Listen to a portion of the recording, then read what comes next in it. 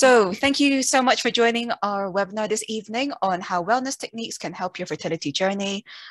This is in aid of Mental Health Awareness Month, and it is my honor to introduce Jamie Forster, who is our Senior Fertility Counsellor and Support Lead at LWC. Before I hand over to Jamie, I just want to run through a couple parish notices. So if you have any questions, we will be doing an interactive Q&A at the end of Jamie's talk.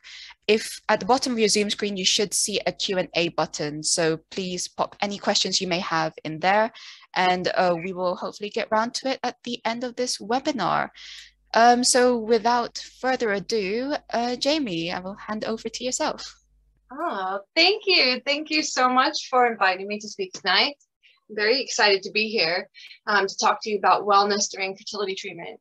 It really is a subject that I am so passionate about, and I have the most amazing career in the whole world to be able to help people through what is described as one of the most stressful life experiences. But it's not just about helping people get through it, but for me, it's really about helping people get through it well. And, every single day when I speak to people, most of the time, it's literally just reminding them that you already have everything that you need to get through difficult life experiences, right?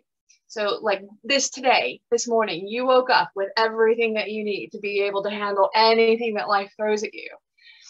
But I think just sometimes we just need reminding, and sometimes we just have to get through the other stuff first. We have to dig through the fear and the expectations so we can get to that inner strength that lies within.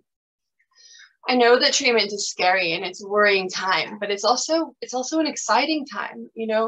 We are so lucky to live in a place where we have so many options for treatment, right? We have reproductive freedom, and you've chose a clinic that really values not just the outcomes of your treatment, but values the experience for their patients, right? And they work very, very hard to make the experience of fertility treatment as good as possible for the patients. Not everybody comes into treatment in the same place. We all have different experiences. Some people come into treatment that are super excited, and some people are very nervous. Some are parents, some are still hoping to be. Some have experienced treatment, some have not. And I would suggest that all of those examples are probably represented in this group tonight. But I promise that no matter where you are on your journey, there will be something valuable for you here tonight that you'll be able to take with you. So when we talk about wellness, we are talking about the things that you can do to give your body and your mind what it needs so that it has the tools and the capacity to deal with life. Yeah, so that it can process the emotion and process the physiological effects of your experiences, both good and bad. In 2008, some research was developed by the New Economics Foundation. This has been used for the basis of so much well-being provision here in the UK. It's used by the government, it's used by the NHS, and so many other organizations that specialize in mental health, such as Mind. Right, so this framework is used to help people feel more positive overall and to really help people get the very best out of life. So we're going to go through these 5 things tonight, right? I've taken some liberties here to adapt the framework to fertility treatment, and then at the end, like she said, we'll have a Q&A, so just hang on to your questions and we'll have some time to get to those at the end.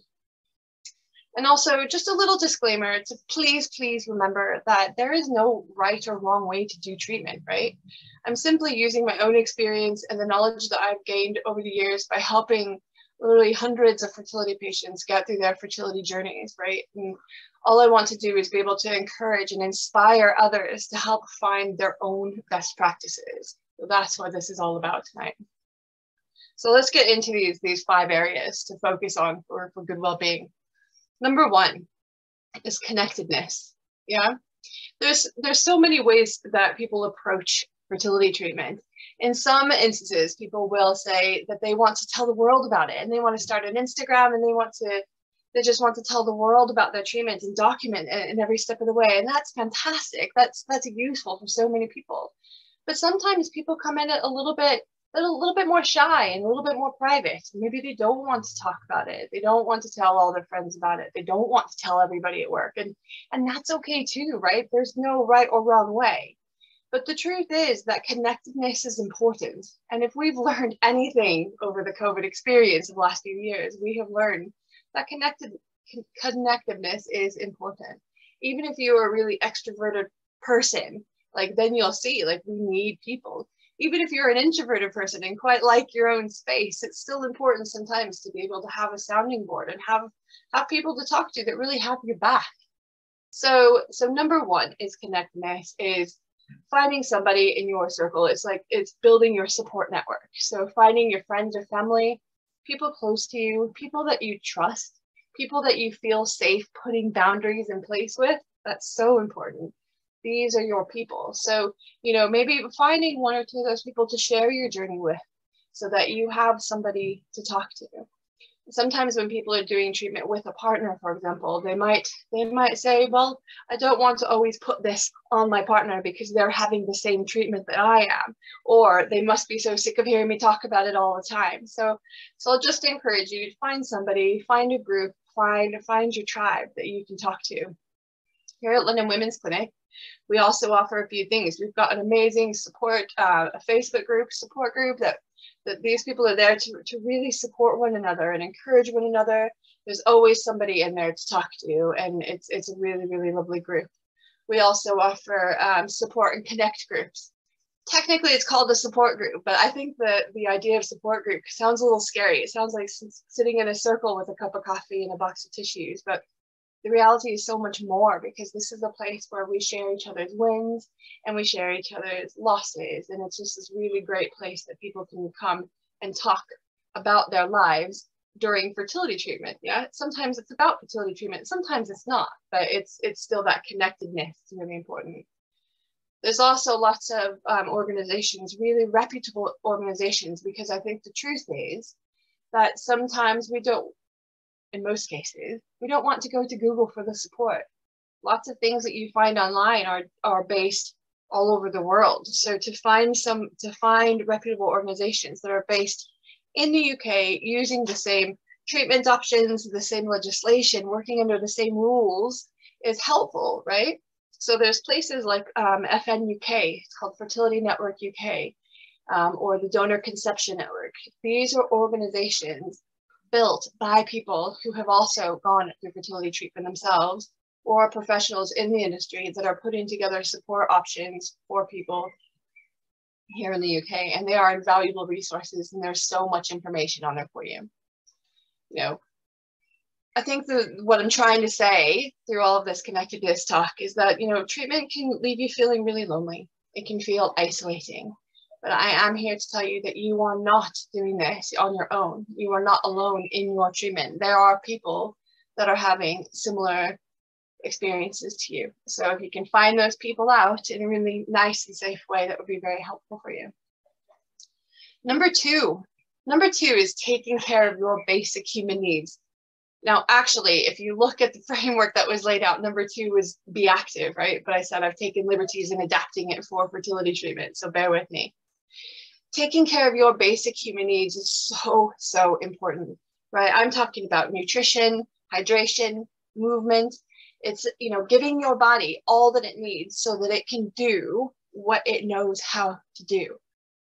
Now, the truth is that people in treatment are literally the healthiest people that I know. You don't drink alcohol, you don't eat sugar, you take all the supplements, but it's not just about prepping the body for treatment. It's also about fueling your body and your mind so that it can process all of the physical things and the emotional as well, giving your body what it needs to be able to perform at its best. And I think, I think the saddest part really about treatment is that there's a real sense of a disembodiment that can happen sometimes. I think that it's very easy to disengage from your body when you're going through something that's really traumatic or scary, because if you're struggling with infertility, perhaps your body doesn't feel like the safest place to be. Maybe it's not something you want to engage with. And You know, you take a deep breath and you kind of shut yourself off, and then you walk into the clinic and you're like, right, do what you have to do to make this work. I'll reconnect when I go back out the door, you know?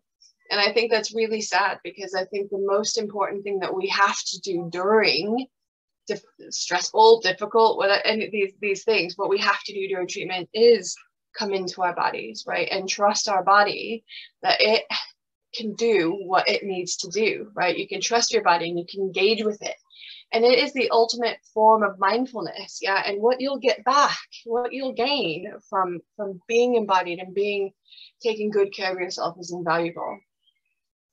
So that kind of moves us to number 3. Number 3 is learning new skills or practicing old ones, right? This is really, really important, because it is so easy to get wrapped up in treatment, right? It's easy to forget about day-to-day life. You know, by using hobbies, new or old, we can really be reminded of the simple joys, yeah, of life's purpose outside of trying to conceive, yeah.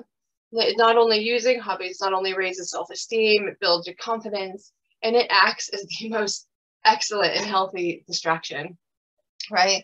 And I have heard some good stuff over the years. I have heard some amazing suggestions about self-care, or about ways that people have used hobbies to get through treatment. I've heard about gardening, painting, journaling, yoga, bird watching, building model planes. Literally, the possibilities are endless.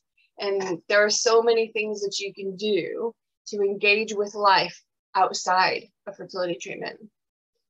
If you're in a partnership, this is something that you can do together. You know, you can find something else to do.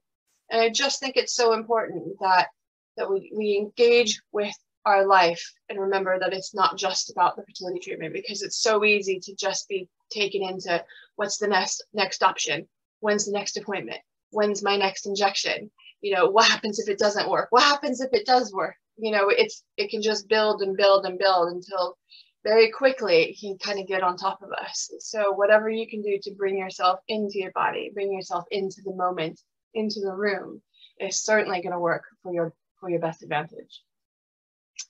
So this brings us to number 4, which is give to yourself. Now again, taking some liberties here, because actually the 4th step is give to others.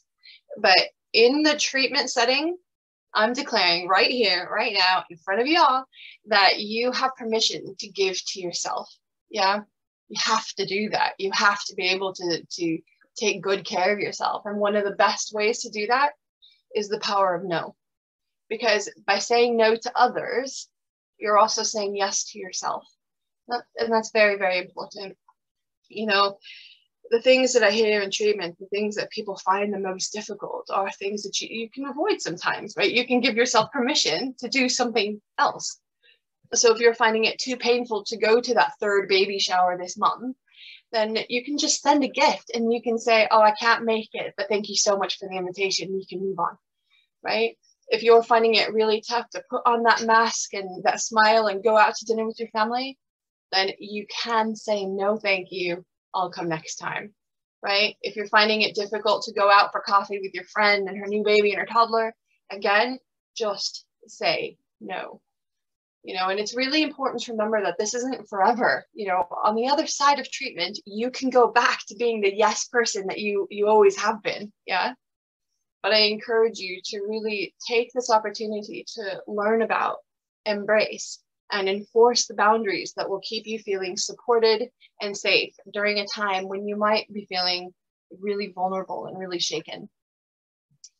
So this kind of leads us to this last bit. This is number 5, yeah? And it's actually my favorite step. I do love it. And I literally practice it in my own life as much as possible because I've found it endlessly beneficial. Number 5 is paying attention. Yeah, that's it. Paying attention, mindful living. The benefits of that are huge and endless. You know, have you ever heard of fertility treatment being described as a roller coaster, like a roller coaster of emotions? You know, it's not far off, to be fair. Like, fertility treatment is filled with some amazing highs, some tough lows.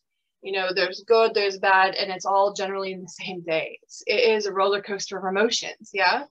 And the most beneficial, I think one of the healthiest things you can really learn how to do for yourself is learn how to ride that wave. Yeah. So how, and how does paying attention, what does that have to do with riding the wave? Well, if you are aware that you're feeling a bit low one day, then you can go back to step 4, give yourself permission to respond to your own needs appropriately with kindness and compassion. So if you're having a low day, if you're feeling tired, if you're feeling bloated, if you're feeling sad, if you're feeling frustrated, rather than saying, oh God, girl, put on your big girl pants, or come on, just go to work, she needs me to be strong, or all these things that we tell ourselves about, not giving us permission to feel that because we have to stay positive, right, all the time. All that does is just, I think you just stuff all your emotions in your body as much, stuff it really down deep, but they don't go away. They're just being masked. And I think we really have to learn, in order to create some balance for ourselves, how to ride the wave and respond to whatever emotion we're feeling on that day, because there's a place for it all. You're allowed to feel anything that you're feeling during treatment. It's scary sometimes. You're allowed to feel worried, right? It's a big thing. It's such a weighted thing to do. You have a right to feel whatever you're feeling. So if you're feeling a little bit low, respond to yourself with the kindness and compassion that you would respond to somebody that you love. So in your head, think about the person that you love the most in the world sat across from you, telling you that they felt tired or bloated or sick or sad, and think about how you would respond to them, and then respond to yourself that way. Yeah. And then on the other side of that, if you wake up one day and you do what you're supposed to do, and you tune in and you take some deep breaths, and you're like, hey, I'm feeling pretty energetic today, I'm feeling pretty positive, then do you know what? That's okay too. Lean into it. Let yourself feel good. Let yourself be excited sometimes. It's okay. Because I'm going to tell you the biggest secret, right? It's a big secret. You cannot protect yourself from feeling bad tomorrow by not allowing yourself to feel happy today. That's the absolute truth. All you're doing in that case is stealing your own joy, right? And remember that you're on a little bit of a roller coaster. So if you're feeling excited, don't worry, be excited. Yeah, you'll feel something different tomorrow. It's okay. Do you know what I mean? So ride the wave, go with the flow a little bit. So let's just to recap real quick, just in case anybody kind of came in late or missed it. The five things that I kind of talked about tonight in terms of wellness during fertility treatment. Number 1 is connectedness. Build your support network. It's very important. Number 2, taking care of your basic human needs. Yeah. Nutrition, hydration, movement. Give your body what it needs to be able to process physical and emotional experiences. Number 3, learn new skills or practice old ones. Yeah. Get into those hobbies. Find something else to do. Find something to do with your partner. Find something to do with your friend. Find something to do by yourself. Right. Do something. Number 4 is give to yourself, right? The power of no. Say yeah. And what I mean by that is by saying no to other things, you're saying yes to yourself. So give yourself permission to be wherever you are. And then number 5 was pay attention and be mindful. So pay attention to how you're feeling, pay attention to how your body's feeling, and just pay attention, come into the room.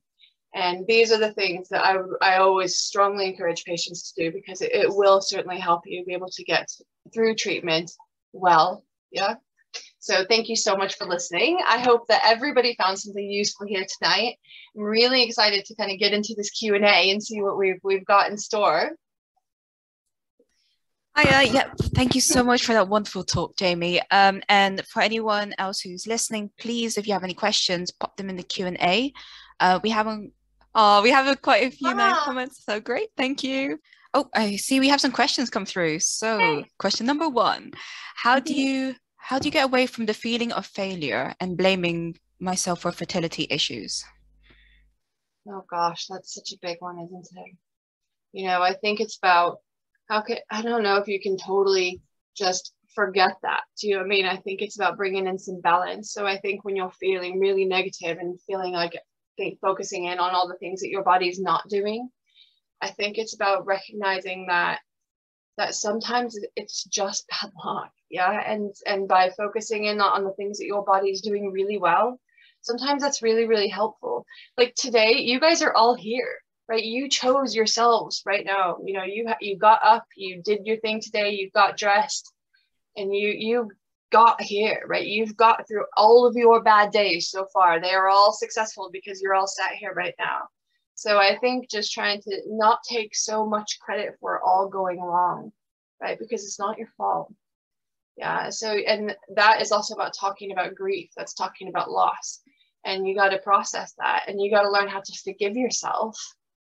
Yeah. And recognize that sometimes it just doesn't work for people, and it's not because you're doing anything wrong. It's just it's the unfairness of it, right? So lean into your support network, yeah, and allow yourself to have those feelings. And counseling is an amazing opportunity to spend some time with those difficult emotions with a person who's not going to try to fix them all for you. Yeah, so maybe counseling might be a good option for that as well. Great, thanks for that, Jamie. Another question: how can we join the Facebook group?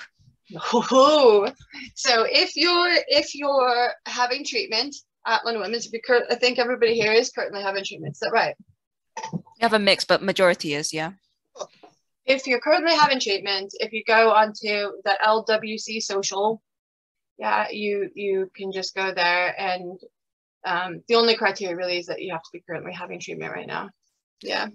Yeah, and if anyone's having issues, please email info@londonwomensclinic.com, and we can definitely help you out and put you in the right direction. Yeah. Great, thank you so much. Everybody likes a good Facebook group, don't they? Of course. Similar question: are there any groups within LWC which can help us connect with others going through treatment? It is it's that right there. It's the LWC social Facebook group, and within that group, some of them have split off, and they have like WhatsApp groups for people who are using donor eggs. Sometimes, it's really about peer support, and they're very, very, very good at peer support.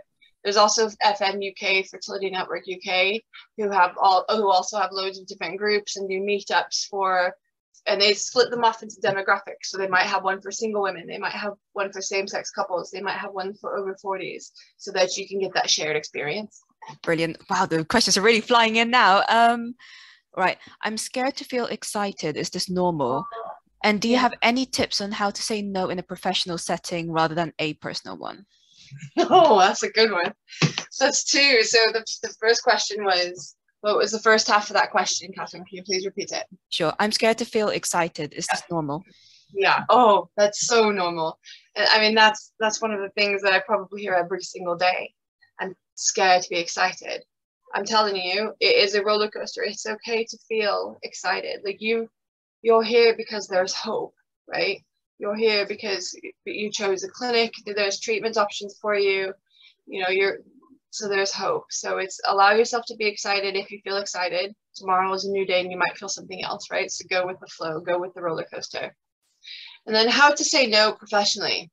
Well, I'm not very good at that myself. I know, because it's hard, isn't it? Particularly if you love what you do, so I would say that having no boundaries at work is just about, you don't have to say yes to everything. You can be like, oh, I just don't have time for that right now. Or, if you, and the opportunity to delegate sort of tasks, you don't have to work.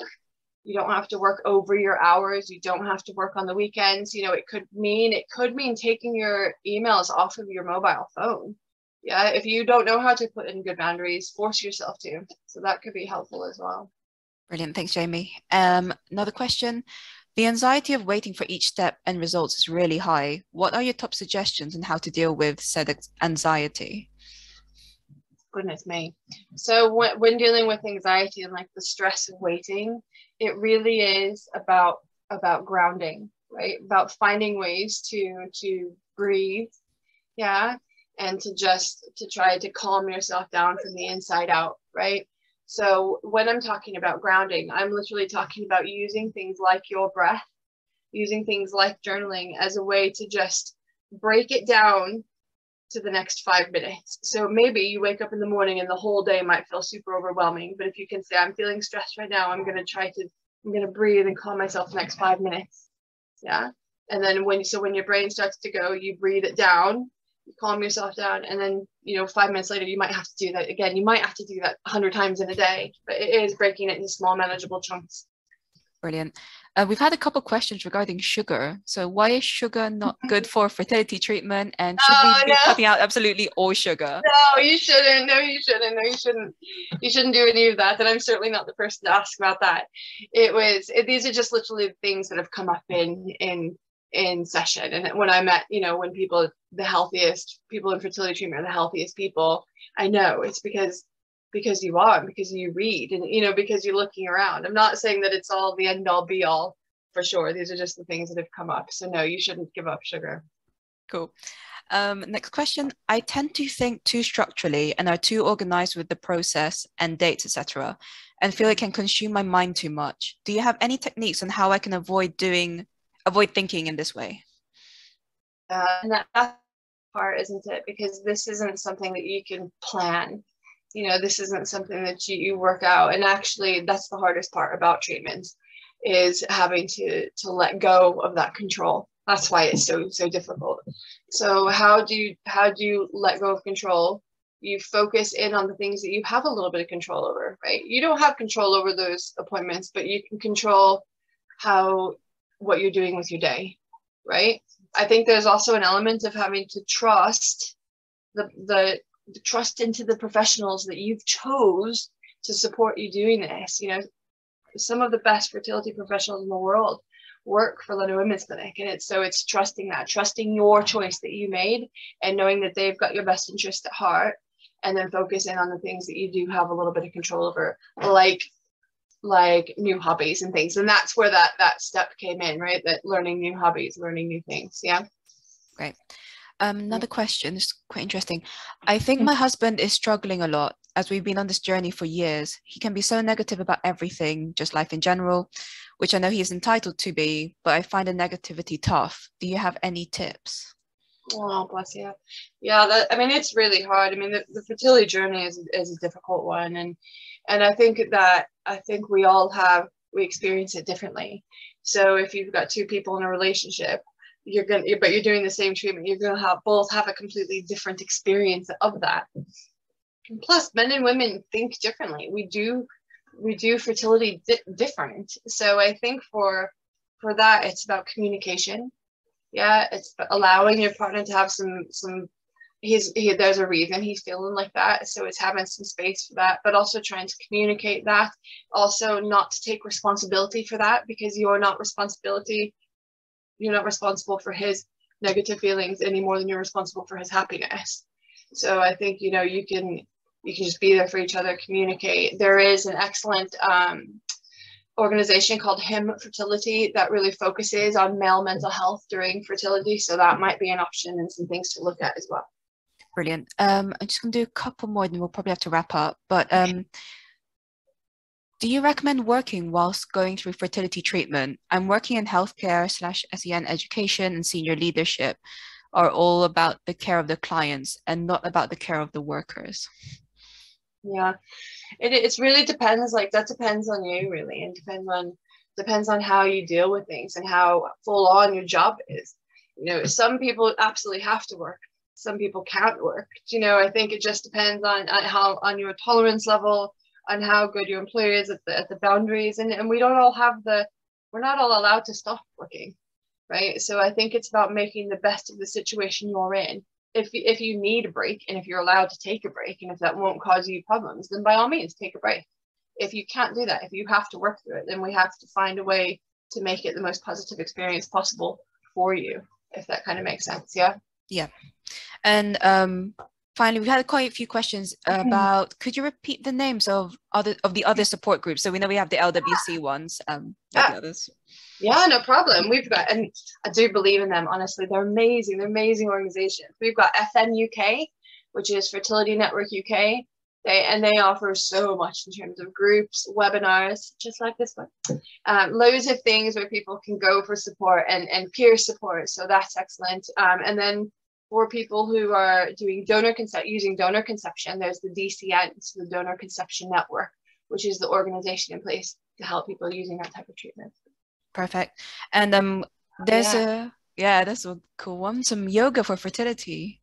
Fertility Network yoga for fertility webinars. They do. They have everything. It's so good. It's brilliant.